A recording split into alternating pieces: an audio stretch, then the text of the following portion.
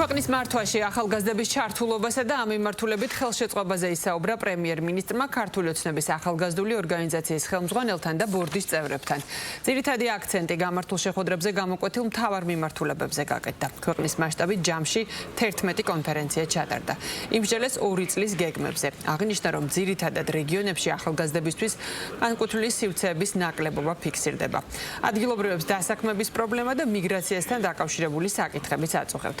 საუბარი შეეხო ამ პრობლემების მოგვარების აუცილებლობას. შეხვედრას ვიცე-პრემიერი მამუკა მდინარაძეც ესწრებოდა. ჩვენ განვიხილეთ ის შეხვედრები, რომლებიც შედგა რეგიონებში.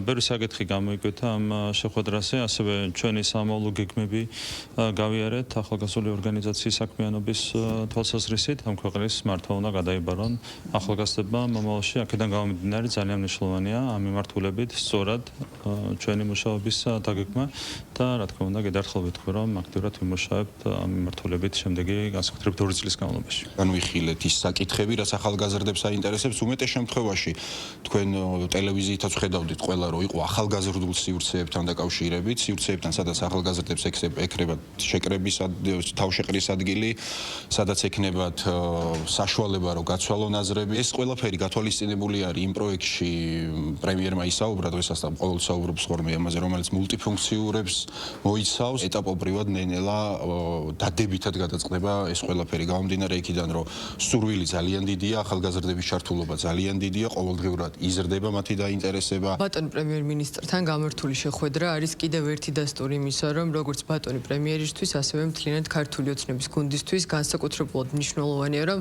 გადაწყვეტილებების მიღების პროცესში ცენტრალური ხელისუფლების დონეზეც ისმოდეს ახალგაზრდების ხმა, მათი ინიციატივებსა და გამოწვევებს კი განსაკუთრებული ყურადღება ექცეოდეს. სწორედ ასეთი პირდაპირი კომუნიკაცია ბატონ პრემიერთან არის დასტური იმისა, რომ რეალობაში იქცევა ის ინიციატივები, რაც ახალგაზრდებმა გააჟღერეს, ხოლო ის გამოწვევები, რაც მათ დაასახელეს, აუცილებლად გამოსწორდება.